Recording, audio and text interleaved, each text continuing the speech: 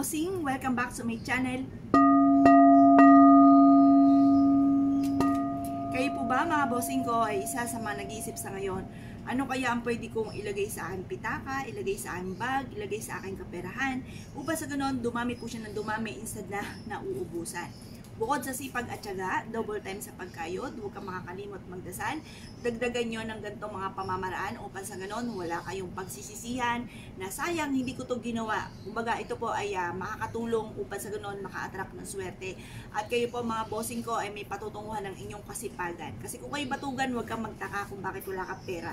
Pero kung kayo po mga bossing ko ay masipag, tapos parang lubog pa rin sa pagkakautang, parang konting kembot lamang ay ubos ka agad ang pera, or kaya ang ginawa nyo na lahat pero laging wala pa rin mga bossing. Kaya mas mainam, dagdagan nyo ng pampaswerte sa buhay po ninyo para mas maging positibo ka. Yung ba tipo na may pinaniniwalaan ka na ikaw suswertihin, yun ang pinaka-powerful mga bossing. Yung nasa isipan nyo, suswertihin ako kasi meron akong ganito. Yung ganoon mga bossing, yun ang nakakatulong upang sa ganoon maka-attract kayo ng positibo mga bossing na magkakatotoo po yan.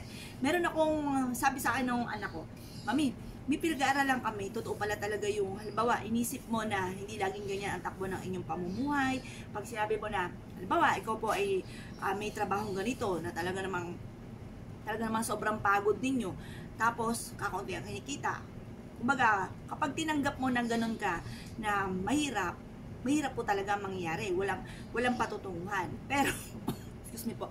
Pero kung nasa isipan po ninyo mga bossing ko, hindi laging ganito ang takbo na ang pamumuhay. Powerful po ang ating isipan, salitain at pandama, mangyayari po yan. Bagamat hindi ka agad-agad, pero basta lalo nyo sipagan, tapos nasa isipan nyo, magiging matagumpay ako, hindi laging ganito ang takbo na ang pamumuhay, magugulat ka na lamang mga bossing ko sa mga swerteng darating sa buhay nyo. Plus, additional pa, dagdagan nyo ng pampaswerte na kagaya nitong aking ipapakita sa inyo.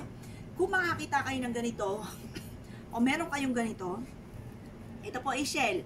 Kahit anong klase na shell, dahil ito ay nagmula sa dagat, ang dagat ay kasaganahan, nagmula sa kalikasan ito, at ang dagat ay wealth.